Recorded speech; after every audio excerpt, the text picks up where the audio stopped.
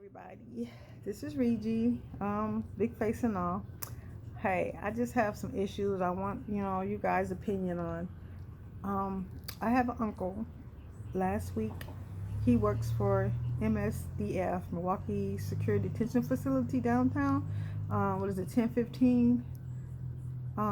It's across from the coroner's office.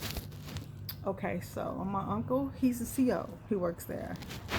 I have other family members that are COs that work there also. Okay, so this day, last Tuesday, around about he punches is about 2. About 5:30, he was part of a plot that he didn't know he was part of. He went into work, was doing his little regular stuff for the inmates. When he passed by a certain cell, 2 inmates grabbed him. I guess they had a plan to try to escape because they had been watching the news, and they're going through some things in jail because they can't see their family on that little screen monitor. They can't have visitors because of COVID-19 and the riots. They can't have visitors.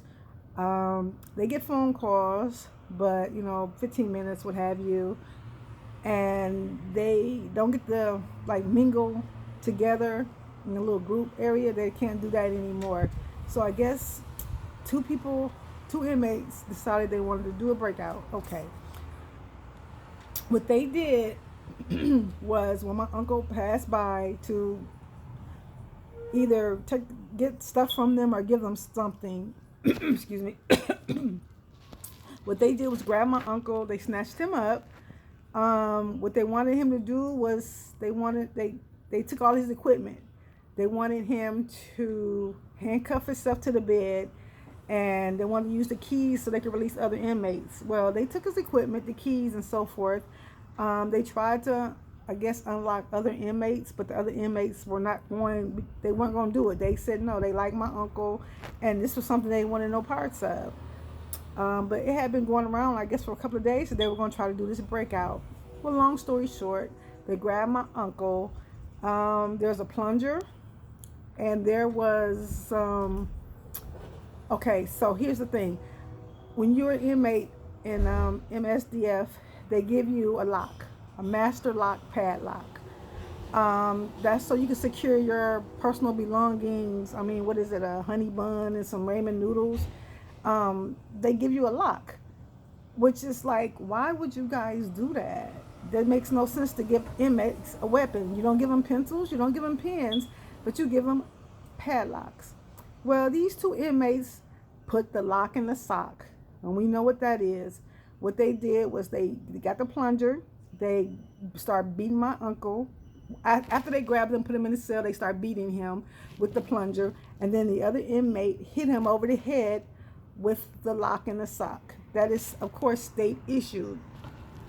Okay, so once they did that, they tried to block the jail gates or whatever they call it, so nobody could come in. I don't know what they was trying to do, a riot or something stupid, but it wasn't going to work. I don't even know what their thinkings were, their intentions were, but it wasn't going to work.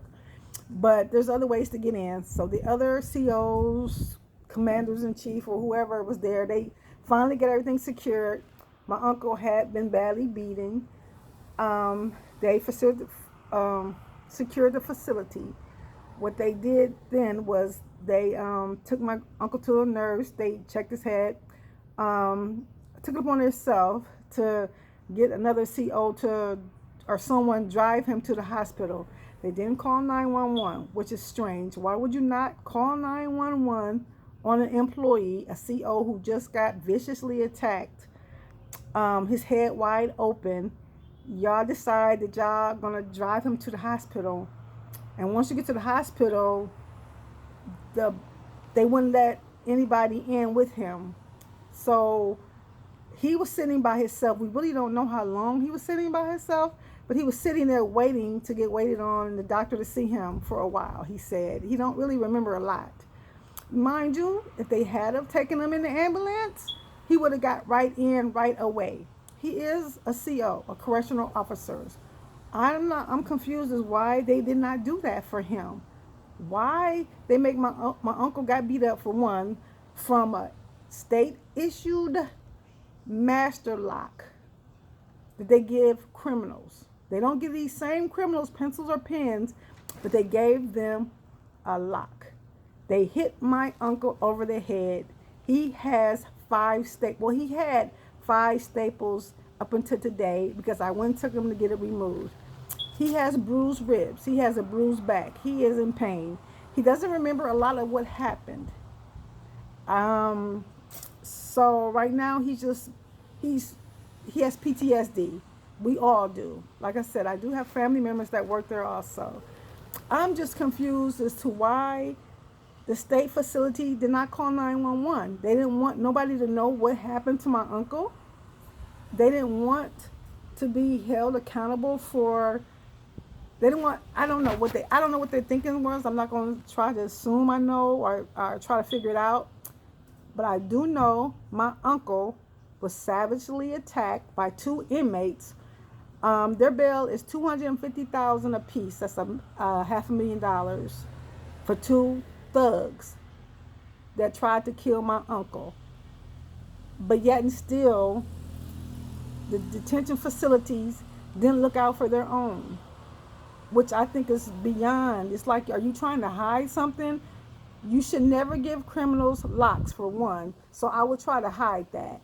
But my uncle, a sweet person, you just left him on his own with a major head injury. He had 5 staples in his head. I have pictures. I need help. I need someone to tell me what are we supposed to do and why they feel that this was not important enough to be on TV, because this was a CO that got attacked by 2 inmates who tried to do a breakout. It didn't work, but my uncle still got hurt. So I did try to contact several people. They're working on it, with this rioting going on, the George Floyd thing.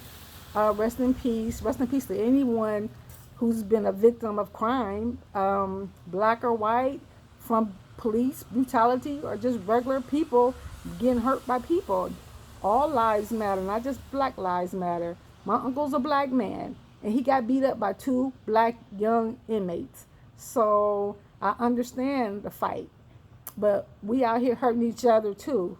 And with this going on, it's being swept under the rug, and I have a problem with that. I need help. I need someone to tell me what am I supposed to do. My uncle, I'm assuming they want him to come back to work. But how do you go back to work when you just had a traumatic experience like that and your job doesn't have your back?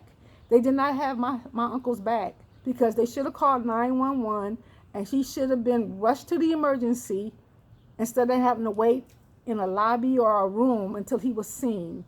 I'm pissed off. I am. And again, all lives matter. All lives matter.